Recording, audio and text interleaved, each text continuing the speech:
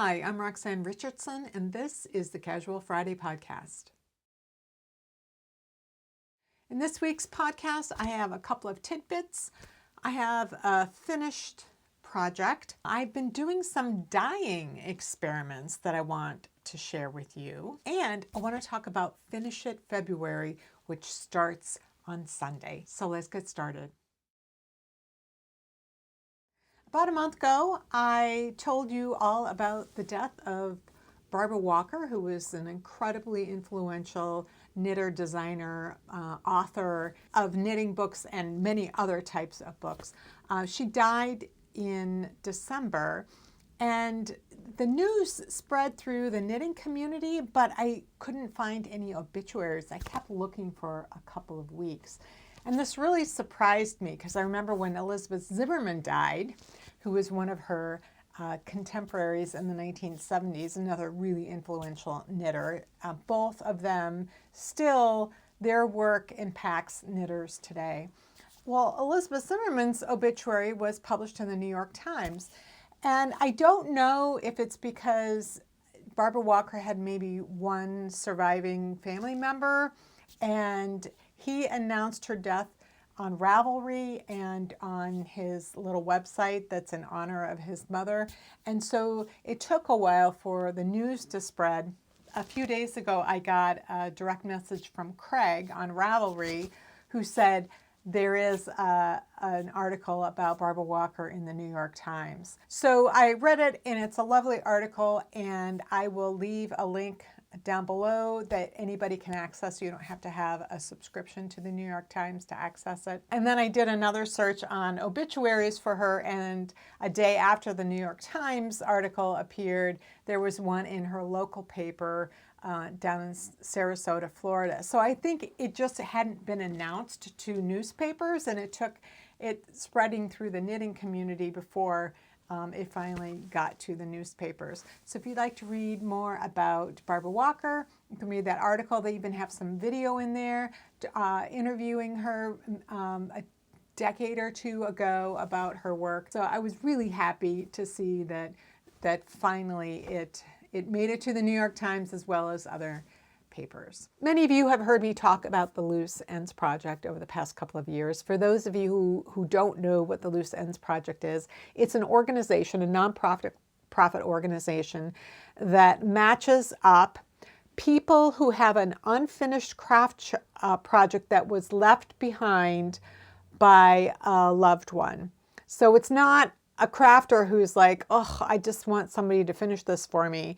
It can be a living crafter if they have become unable, like medically unable, to complete their projects, either because they've got arthritis or dementia or another sort of illness that just makes it too difficult for them to complete. So they have these families, these loved ones that have these unfinished projects, and the Loose Ends Project matches them with a crafter who has the skill and desire to finish that unfinished project. So I was lucky enough to get matched up a year ago with somebody who lives very close to me. That's another thing that they try to do is match up somebody who is local to the family that's looking to get the item completed. And it turned out to be somebody who lived just a couple of blocks from me.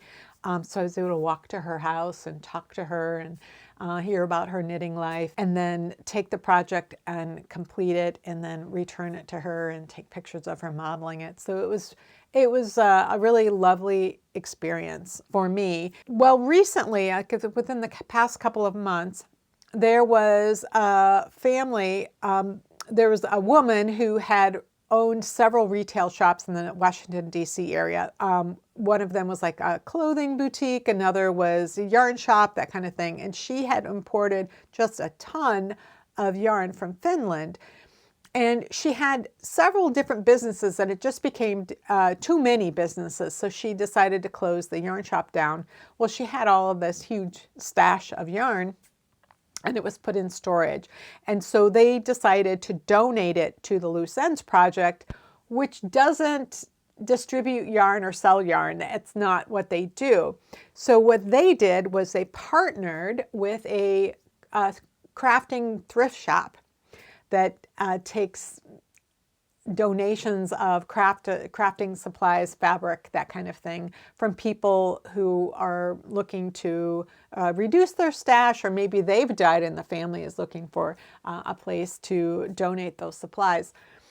So they partnered with this shop. It's called Swansons Fabrics. It's on the East Coast, and they are splitting the profits from selling the yarn. So Swansons is taking the responsibility of unpacking the yarn, see what it is, listing it on their website. And so what they were doing for a while was every week they would unpack some more and figure out what it was, take the pictures, upload it, and then release it. And I think at this point they have unpacked all of it. So anything that is still left is on their website. I will leave that down below. I did decide recently that I wanted a sweater's quantity of yarn. I have yarn for several projects in my stash, but it's the kind of thing where it's going to be really close on having enough yarn, and so it would have to be a really plain sweater, and I didn't want to knit a really plain sweater. The things I wanted to knit required more yarn, so I bought some of this yarn. I received it, and I'm currently swatching and doing the charts and the spreadsheets and figuring out exactly what I'm going to do. So I'll be showing that to you in the coming weeks. But I wanted to let you know about Swansons Fabrics and their partnership with the Loose Ends Project. I will leave a link to both the Loose Ends Project as well as Swansons Fabric down in the show notes.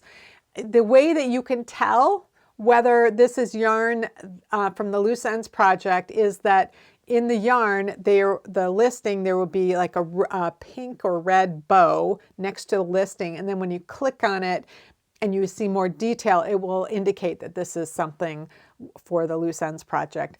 Other yarn has a little ball of yarn icon and just says what it is. There's no other information, just yarn that somebody had donated to them. So I thought I'd let you know because there's a lot of good yarn there. And if you can find something that suits you in a project you want, it's a wonderful way to support the Loose Ends Project and also use yarn that's already been out there in the world.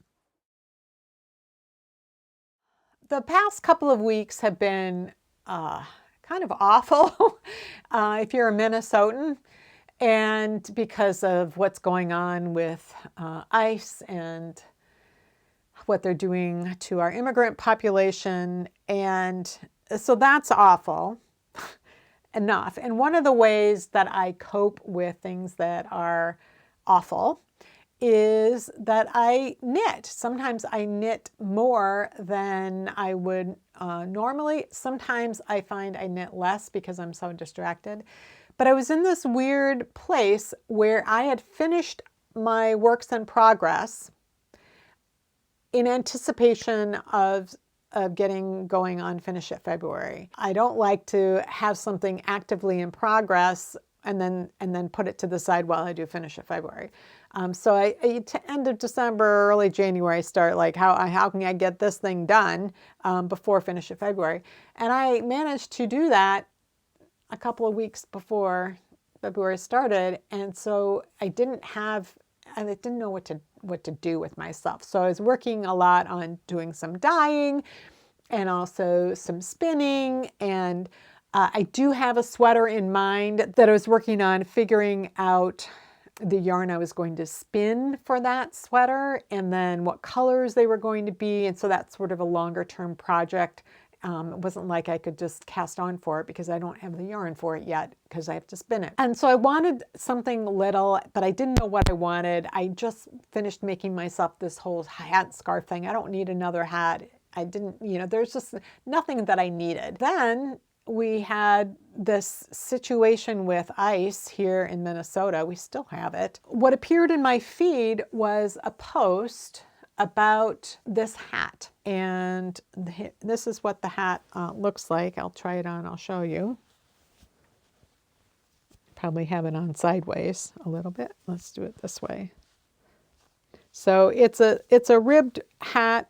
I made this extra long so it'd be doubled over my ears, and it's got kind of a pointy top, and it's got a little braided tassel on it. Minnesota has a lot of people here who are descended from Norwegians, a lot of Scandinavian and Northern German immigrants came here in the late 19th century, early 20th century. And so there are a lot of people who are really in tune with their heritage, and they celebrate it. And like Norwegians, if you go to our state fair and you just look at the knitting competition, you'll see a lot of Norwegian sweaters. And so it could be that because there are all these people of Norwegian descent, that somebody was aware of this red hat. So in World War II, when the Nazis invaded Norway, this red hat, a pointy red hat, that's kind of like what the Santa hat came from, this kind of elf type of hat, a red hat that was pointed and flopped over, and then there was a tassel or a pom-pom on it. That was well known in their culture already, and these red hats with the tassels on it became a symbol of resistance to the Nazi invaders.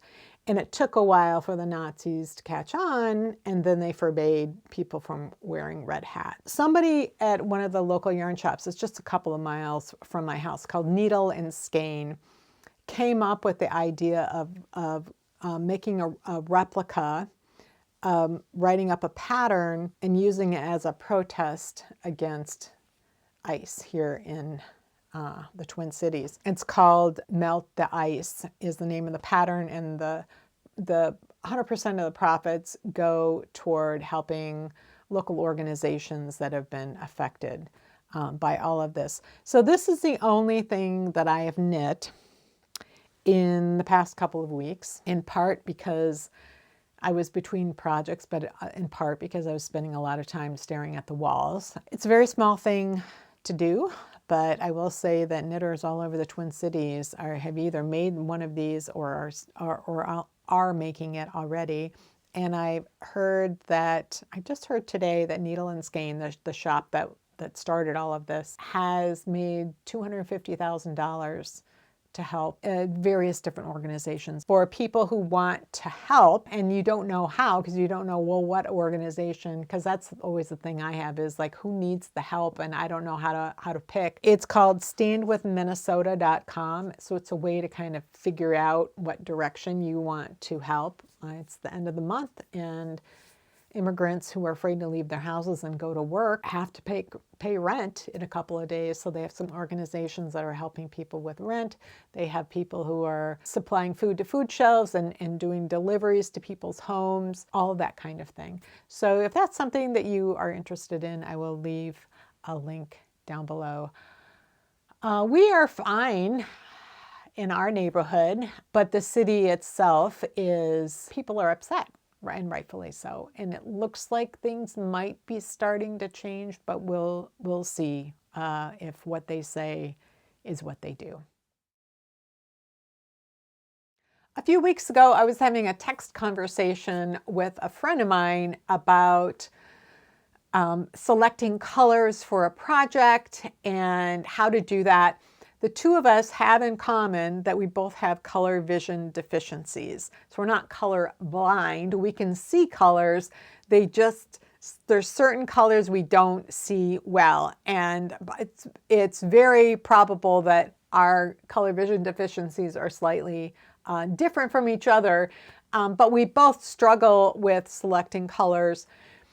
And so we were talking about different tools that we can use. I have a project that I am working on getting everything together in order to start that involves spinning yarn as well as getting the right color and how I'm going to get those colors. One of the things that she was telling me about was something called wool tincture dyes, and that she was interested in trying them out for a couple of reasons. One, it's something that she thought she could do safely with her kids, because when you're working with dye powders, you really kind of need to make sure that you're not inhaling these powders and making sure you're wearing masks and that you're being careful. With kids, that might be a little tricky. And she was saying that this particular thing looked really promising.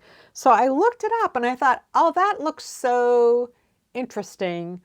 If you do not do a lot of dyeing, like maybe a skein here or there, and you just want a really simple setup.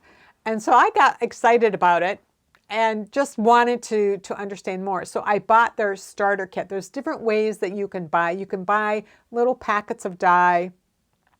You can buy a whole set of like 10 colors.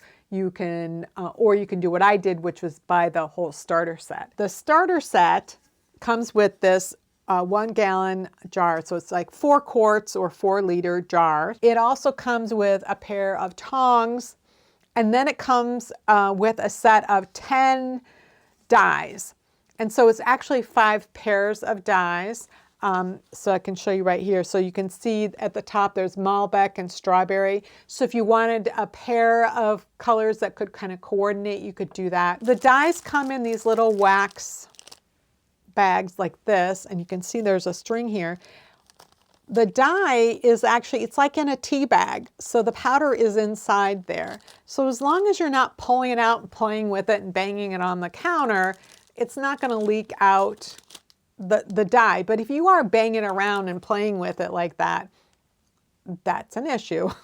The idea is that you fill this, you soak your yarn in warm water for a while so you can get the air out. You fill this up with warm water so that you're warming up the jar. And then when you're ready to do the dyeing, you empty that warm water out.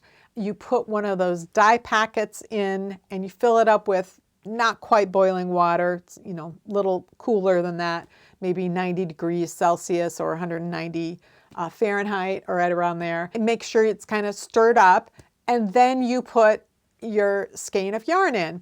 And you let it sit in there for a couple of minutes, and then you kind of pull it up and out of the way, and you put in, there's a different packet that you put in, which is citric acid. So wool is protein fibers. They require acid dyes, and by acid it means you have to put in some citric acid or some vinegar. That causes the dye to sort of lock in on the wool fibers.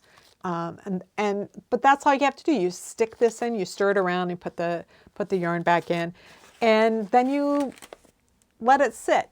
So their website, like their little video shows that it takes about 10 minutes and then it's all exhausted. And I had doubts about that because of stovetop dyeing. I was doing like 1 skein per day for a few days in a row, trying different things to see how they worked, and having a lot of fun with it. And most times just letting it sit overnight. And I'd say out of the 4 colors that I dyed, only one of them completely exhausted. And the other 3, it was a really pale, kind of cloudy water, but that was okay. I thought it was really interesting in terms of cost per dyeing a skein of yarn. It's expensive. Like, so if you were to buy a jar of jacquard or Dharma dye powder or Pro-Chem, whatever, it would be a lot cheaper. You could dye way more things for that same amount of money. But if you're just starting out with dyeing, or if you're trying to do something safely in your kitchen with your kids, or you just want to experiment a little bit, maybe do 1 skein at a time here or there, you're not really trying to do a lot, it's actually a nice way to do it because it's very simple and you don't end up with a jar full of dye left over that you don't know what to do with. My friend Elizabeth, one of the things that she really likes about their color set is that they have a lot of colors, but it's not overwhelming. Like if you were to go onto Dharma Trading Company and you look at their dyes, or they also sell jacquard dyes, it's an overwhelming number of colors. And it's just like, I don't know what to choose. So this really simplifies things. It reduces your number of choices. And then they do things like pairing the two colors that will go well together. So I want to take you down to my kitchen and show you what this dyeing process looks like. I will not have my regular mic on, so the sound is going to be different than what it's like when I'm here in my office. All right, so the first thing I'm going to do is take this hank, untwist it, and soak it in some warm water. I have some in this salad spinner. This is dedicated to knitting and dyeing and things like that. I don't use this for food. So I'm going to let it soak. This is superwash wool, so it'll probably take up the water pretty quickly, so maybe 10-15 minutes. So I'm also going to fill this up with warm water. This is the jar that this yarn will be dyed in, just to warm up the jar, because we'll be pouring almost boiling water into it. We don't want the jar to shatter. So in the meantime, I am going to need to fill this up with 12 cups of water, which is 3 quarts, 3 liters, either one. This is a 4 liter or 1 gallon, 4 quart jar, however you want to say it. So you don't fill it up all the way because there has to be room for the yarn to go in. I have a kettle. This kettle does not hold 3 liters, only holds 1.7 liters. So I'll also be boiling some water on the stove, or heating some water up on the stove. So that's what's going to be going on for the next 10-15 minutes. And then when I'm ready to actually mix the dye and pour the water in, I will come back. Now the temperature of the water, they don't want to be over 195 Fahrenheit, so the goal is like 90 degrees centigrade, 190 Fahrenheit, in that area. They don't want it to be boiling. So this is hot enough. I just need to check my pot. This is absolutely hot enough. So I'm going to dump the jar out and then bring it over here. So I've got my heated jar here. The other thing I wanted to do, and I meant to do when this yarn was still dry, is to put this Tyvek, basically a handle. You could use a zip tie. The directions don't say to do this, but I really regretted not having a handle for the yarn. So I've got my heated up jar. I have the color that I want to use. This one's called Moonbow, and they come in this tea bag, and I just dump it right in there. I don't play around with it. I just dump it right in there. And now you can start pouring the hot water over there to dissolve the dye. So I'm going to pour all of this in here. And I've learned from experience not to pour the pot of water in here, but to take this to the sink, pour the pot of water into the kettle, so I have more control. Okay, so now I'll pour the rest of this in here. I'm going to use the tongs to lift this out and see if all of the dye has dissolved. It looks like it has. So I'm going to take that out. I'm just going to put this in the lid for now. I'm going to give this a stir to make sure that the dye is evenly distributed. Now I'm going to take the yarn.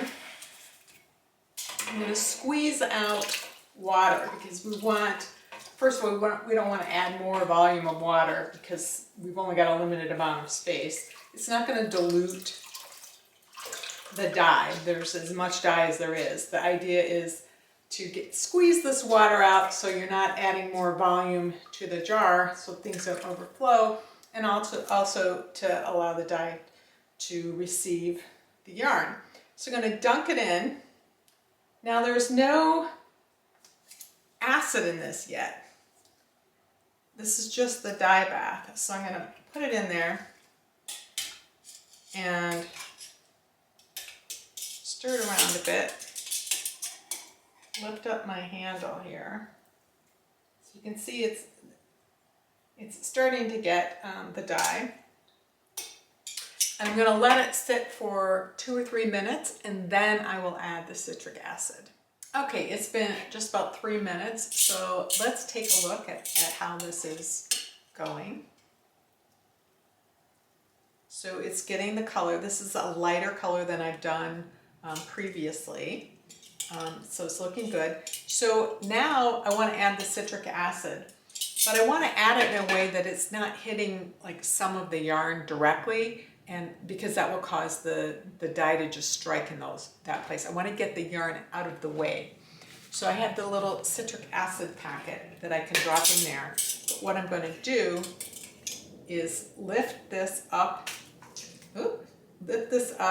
kind of out of the way so that I can drop that packet in there, and then bring this back down and stir this around.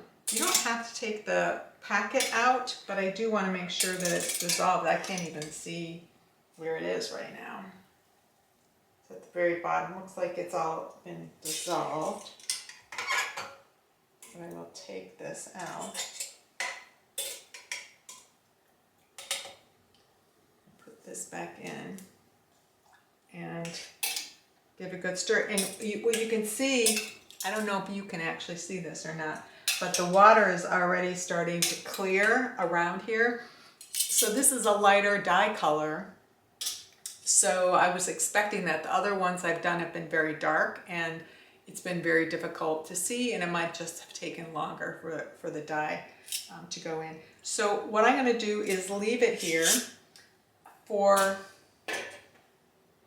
30 minutes, let's say, or let's check back in 10 minutes and see how it goes, and then we can let it cool. I don't want to dump out the scalding water, pick it up and try to get it to the sink, so I'm just going to let it cool down as much as it can, but I do want to check it again in about 10 minutes and see how it's doing. Okay, so it's been 10 minutes, so I'm going to check this again.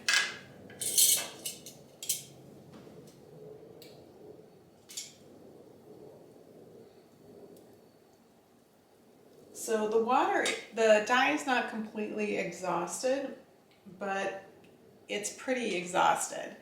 So I'm just going to let this continue to cool down until it's cool enough for me to really handle. Might be a few hours before I get back to it, and then we'll see how it looks then. But if I was in a hurry, I would say this is probably close enough to being exhausted. For the darker colors I've been doing, I think the water has been at least this colored at the end of, say, letting it cool overnight, if not even more cloudy. So this is just a lighter color, and so I think it's getting absorbed into the yarn a lot more quickly. So it's been an hour, it's almost lunchtime, so I came down, I thought I'll just check how this is doing. And when I pull it out, the water is essentially clear. So this was the only color that I've done so far that has completely exhausted, and did so in an hour, which is pretty good. This is the first skein that I dyed. It's pretty good. I would say it's a tonal. There's definitely light and dark spots. And I would say this has to do with me not putting like my Tyvek loop around it so that I could lift this out and pull it out of the way when I'm adding the citric acid. So the citric acid kind of dumped in one area. This is also a superwash wool, which means dye is going to strike very quickly. That's part of superwash. That's why independent dyers use it, because they have so much control. If they're doing speckles or whatever, it will strike the yarn and instantly be there. Where with a non-superwash wool, it's a lot more gradual, and you can't get some of the effects that you get with superwash. You can't get them with non-superwash. So this was garnet. The next was the Manx Lockton, and I will put a picture on the screen of what it looked like before. And then I dyed it in the forage. And because this is not superwash, I got really even coverage. And I think it turned out, in some lights, I don't like the color of this because of the way my red-green color blindness or color vision deficiency works. In other lights, I think this is a beautiful, rich green. So I was really pleased with how the dyeing worked out with this. And I will say, the dye did not completely exhaust for all these. It was a little bit cloudy, even if I let it sit overnight. And I didn't really want it like poured in my dye pot, heat it up, and see if I could totally exhaust it. The colors were rich enough. The third one I did was this midnight one, and this one didn't fully exhaust either, but I think I got the best coverage on this one. And there is a little bit of lightness where the figure 8 ties are. There's a little bit. So it's a little bit tonal, but pretty solid. And then I dyed, that was midnight, and then I dyed Moonbow, which is the coordinating one, because I wanted to see how that worked. And that's this one. And I think they do work really well together. And this is the one that I was demonstrating on camera and I had the most practice with. And I think I got the most tonal result. And it's not terrible. I mean, there's not like white spots or anything, but it is more tonal. And I thought, oh, I was just, getting better and better at this and getting more even coverage. And then I did this one. I'm like, okay, so you just might need to expect that you're going to get, or you may very well get a tonal result. And this one did exhaust the dye bath. So this was the lightest color that I used, but it did exhaust the dye bath. So it could be that because it was a lighter color, and the way it was striking so quickly in certain parts versus others, that some parts just got darker than others. I really don't know. I'm not displeased with the result, but that is the result. Well, it's finally almost here. Finish it February or fix it February, whichever applies to you. Starts on this Sunday, February 1st, and it's an opportunity to just evaluate your UFOs, your unfinished objects, and make decisions about whether you actually want to finish them ever, or if you are like, I do never want to see this project again, or if you're just not sure, if you have ambiguous feelings about it. So you can separate these things out, and the things that you want nothing more to do with, if you like the yarn, you can frog it, reskein it, put it back in your stash. You can do what I do. If I'm like, no, I like the yarn, but I am done spending any time on this project, I will just put this with the yarn that goes with it in my stash. And if I ever want to use it, then I will spend the time frogging it and steaming it and getting it ready again. That's up to you. Sometimes it feels really good just to rip out something that you absolutely hate. And other times you just like, I just don't care that much about it. I just, put it back in my stash. The things that you have ambiguous feelings about, you can just store away again. And then the things you're excited about, you can spend some time figuring out which things you want to work on in February. Sometimes you'll have so many things. There's no realistic way to finish all of them in February. What I like to do is start with the easiest things. Do I have something that has like just a couple of ends to weave in and maybe I have to block it? Or maybe I have 5 finished things that I haven't gone around to blocking, and I'll just block all those things, and then they'll be really finished, and I can use them or give them to whoever they're intended to, all of that kind of thing. And it gets them out of your crafting space, and it frees up some room. I did want to talk about, though, the feelings that you can have, especially the ambiguous ones, or maybe they're not even that ambiguous, but you still don't know what to do. So, for example, you might have a project where you realize, I never want to finish this project. The yarn was expensive, but I hate the yarn. I never want to knit with it again. And you feel like you've invested either too much time or too much money into this project to not finish it, or to give it away, or whatever it is. So you have these feelings of guilt or obligation, like you're guilty if you're not finishing it, obligation to finish it. So I want to talk about the sunk cost fallacy. I do bring this up every couple of years, and that's the idea that you have too much invested to quit.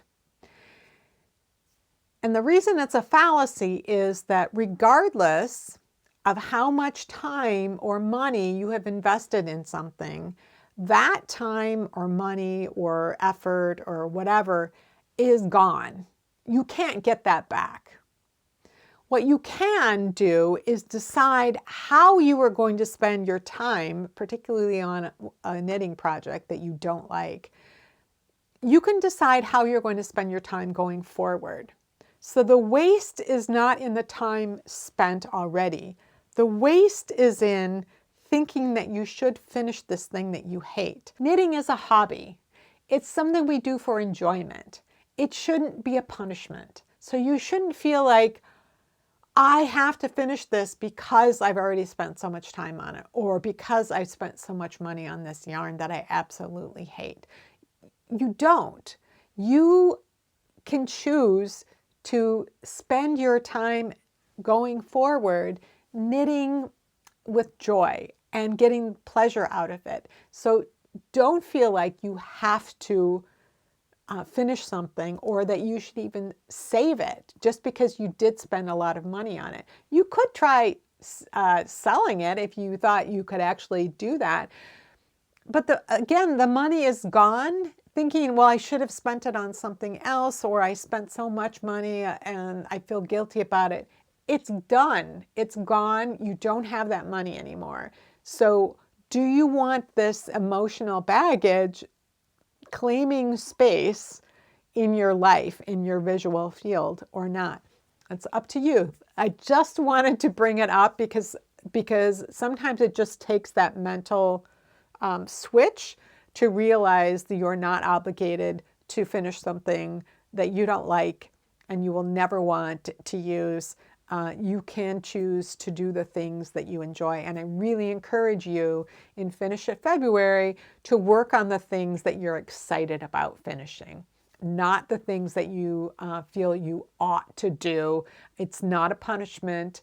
It's a celebration of our craft that we love, while at the same time reacquainting ourselves with things we may have forgotten about, or may have been tired of working on a year ago, but now, oh no, I would love to work on this. I don't have that much more to work on it, and then it will be finished, and then I can wear it. So please look at it that way if you can. Now, having said that, I want to talk about the things that I am going to work on this month. We'll go to the overhead. I have a few things I want to fix and or modify or adjust, and a couple of things that I want to finish. So let's go to the overhead and I can show you what I'll be doing. So this is the first thing that I am going to fix for the Fix It February part of the month. It shouldn't take me too long. It's my first hand spun sweater. So I had spun the yarn, I dyed the gradient, I designed the sweater, I knit the sweater, and then I decided that it was too wide across the shoulders. It was just too wide. And so what I ended up doing was, it was knit top down set in sleeve sweater. So I started it over and knitting from the shoulders down to the underarms.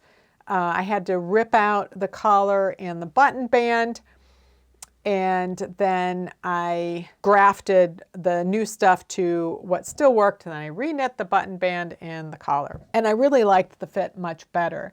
But what I've noticed is that it kind of is stretching sideways, and it's coming back over my shoulders again. So what I'm going to do is reinforce the shoulders and the back of the neck with slip stitch crochet. I have a video on this. I will link to it down below. It's just to stabilize it, so it's like it has seams and like it has a bind off across the back of the neck, so that it won't stretch as much horizontally, and then it will stay on my shoulders. Because I do know that it did fit me when I re-knit this. And this is one of the problems with top-down seamless construction, is that you don't have shoulder seams. So I had picked up stitches along here, and it just doesn't. There's a little bit of resistance there, but just not enough for me. So I'm going to do that, and then this will fit much better I'm just sure of it. So here's an old favorite. This sweater, I started knitting it about 20 years ago. It took me a couple of winters to do this. This is called the Follow the Leader Erin Knit Along. And I have done various things to it over different Finish It Februaries. There was one cable, I don't even know which one it is. It was one of these little ones that was somewhere along here that was miscrossed, and it bugged me for years. And so that I used a technique, a duplicate stitch technique, to fix the cable. So I didn't have to cut it, didn't have to do surgery. I used duplicate stitch. And that worked really well. I have a link at the video that shows you how to do that down below.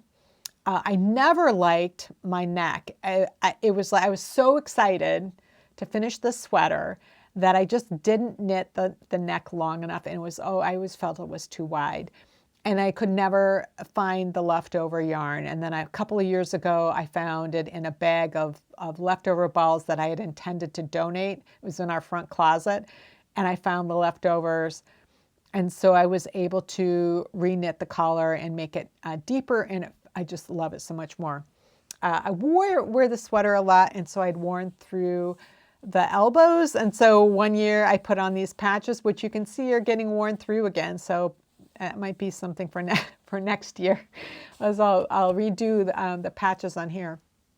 What I need to do this year is fix the sleeve here. So this was a top-down sweater. It was started with the saddles, and you knit the front and the back down to the underarms. Then you could join it in the round if you wanted to knit it in the round, which I did not. And then you knit the sleeves. You picked up stitches and that knit the sleeves top down. If I were doing this today instead of 20 years ago, I would use a sewn bind off. I did a standard bind off, this was a really close fitting cuff, so this is always kind of putting a lot of pressure on it. I think I still have some of the yarn that I discovered for this, and so I will take this out a couple of rows anyway, and re-knit the bottom and then use a sewn bind off. I don't know, this one is even worse off than the other one. So they both need to be fixed. So that will be the second thing that I will do. So I'll do the hand spun sweater first. I think that will be the fastest one to fix. And then I'll do this one. The thing that I wonder about is if I'll be able to match the gauge that I have on this. I don't know that I will be able to. I just don't know I can knit that tight. I might have to take the cuffs out and re-knit the whole cuff, and then they'll be a little bit looser anyway, so I might like that better. So we'll see. I haven't decided yet exactly. This sweater is even older. This is about 30 years old, maybe a little bit older. It was an Aran sweater that had been knit in cream, and then it got stained on it, and I couldn't get the stains out, and so I decided to dye it. Did some more cleaning of it using, I think it was some borax or something, which actually got the stains out. And then, but I had my dye pot ready, so I dyed it. But it was this kind of robin's egg blue, which isn't really a color that I like. So I would wear it occasionally, and then the stains that had been on the front oxidized, and they showed up again. And so I decided I was going to dye the sweater again, but with a dark color. This was, I think, my second, maybe my third Casual Friday. It was when me dyeing this sweater, over dyeing it. I think another time I went and I redid the side seams because I had done it as whip stitch when I first knit it. Because that's the only thing I knew how to do. And so then I learned, once I became a master hand knitter, I knew how to do a seam in purl stitches so that you have the continuity there, and it's lovely. So that was something I did. But this one also has, this is so dark it's hard to see. It's got some frayed cuffs. Now this was knit bottom up. So in order for me to fix these cuffs, if I wanted to re-knit them, I would have to take them out up here and then re-knit them that way. So that's one option, but it would have to be in a different color because this is something I over dyed, and you know, or I could try to get some navy yarn and do it. What I thought I might do instead, I don't know if both of these cuffs are frayed, is I might try to do some visible mending instead with just whatever color. This sweater is so old and I don't wear it like when I go somewhere. It's the kind of thing I wear if I'm raking leaves or just being around the house and I want to be warm, or sometimes if I'm wearing a sweater that isn't really warm enough for our evening walk, I'll take that sweater off and put this one on. It doesn't have to be beautiful, it just has to be well done, and I'll pick some color that I think might be fun to fix these cuffs. The fourth thing is, this is a project I was working on in December, maybe even into early January. And this is one of these works in progress that I would have wanted to get done before finish it February. It took me, and I talked about this before, just because of the way how long the color repeat is and how few of them there were in the ball of yarn and how I like my socks to match and all of this. It took me a few tries with different heels and different approaches to get a heel that I liked, and then I worked the toe a few times deciding on different shaping. This is for a friend of mine, so it's the first time I'm knitting for her. It's trying to get the shaping right according to how the tracing of her foot was. So I figured that out, and then I thought, oh, the second one will be really easy to knit straight through. And what I didn't realize was that this didn't start where I thought it started. I thought that this dark color that's right along the edge was the end of this stripe here. And so when I started the second one, that's what I did. I wound off the yarn until I got to the beginning of this. And it wasn't until I was almost at the heel that I realized there's an extra stripe here, and that where this started was actually with this first stripe here. And that was going to be off, and I, being so persnickety about the first one and getting the details right, I couldn't stand it. So I just stopped, and I didn't have it in me to rip it out and redo it. So what I'll be doing this weekend is ripping this out, skeining this back up and steaming the yarn, and then I will start this over. So this is like, to me, this is like the quintessential Finish It February project, where everything, you know, I was working through the problems, getting going, everything was sailing along, and then there was just one too many problems. And I'm like, nope, I have to put this to the side and give it a timeout. So that's the first actual Finish It February project. The second one is one I don't know that I've ever shown on the channel. So I've been working on this project over the past few years of knitting different socks and stockings from different stockings from different centuries, and then socks from different decades in the 20th century. And I wanted to knit an intarsia sock, men's sock, not argyle, because I've knit argyles before. And so I chose this pattern, and I really liked it, but it was a real pain in the rear, and it's a pain in the rear because of a change that I made, which was, oh, I've got all this solid right here. I'll just knit this in the round and then wait to go flat, because that's something I do. Maybe if I'm knitting a hat in the round that has a motif, an intarsia motif that's an inch or two, I will knit in the round till I get to that point, and then I will knit back and forth, and then I will return to knitting around and then just do a little seam where the intarsia was. So I thought, oh, I'll do that with here, and then I won't have to seam this up. And that was a mistake. And the reason it was a mistake is that because when I was starting to do the intarsia, I basically was like doing magic loop, where I could do half of the row and then I would have a loop out and then I'd turn it and then I'd have half the row, and then I'd have to purl back on the inside.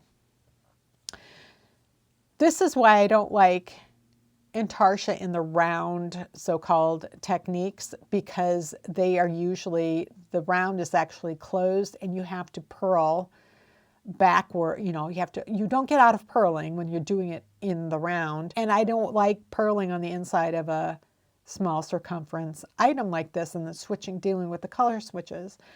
So it just kept getting put to the side. I'm finally at the point where I think I could put this all, it's basically I can work across straight. The other issue is that I've been working this using my continental method of knitting, which is how I knit most of the time. But ever since I mostly have been knitting continental, I will do my English method when I'm knitting intarsia, because that was when I learned to knit, and back in the 80s and I was doing a lot of intarsia, I was an English knitter. And I just find it easier to knit on a long straight needle when I'm doing intarsia using my English method. So what I'm going to do is switch. I think these are a size 1 needle. So I'm going to switch to these, and then I will finish this sock up using intarsia. Now, one of the things that has been true for my sock and stocking project is that I knit one, because these aren't things I'm going to be wearing in the future. I don't need a Tudor pair of stockings, for example. But this was a 1950s pattern, and it was a men's pattern, and I modified it a little bit for my gauge, but also to fit my future son-in-law, or I guess I could call him my son-in-law now. So the idea was that I would make the pair, and then I would give them to him. I don't know if I will have the will to do a second one once I finish this. We'll see how it goes once I can switch to my straight needles and how I feel. So this finish at February, it may see the completion of this sock and this project, because maybe it's a one sock project, or I might feel enthusiastic enough about knitting the second one, and I will not start out by knitting it in the round. So those are the things that I am going to be working on for Fix It February and Finish It February. Let me know down in the comments what you might be working on, or you can go to my Ravelry group, Rocks. We have a whole chat thread there for people talking about what they are working on or will be working on for Finish It February. Well, that's it for this week's Casual Friday. If you have any comments or questions about today's video, or suggestions for videos you'd like to see in the future, you can leave those down in the comments below. Or join the discussion in my Ravelry group, Rocks. Thanks for watching, and I'll see you next time.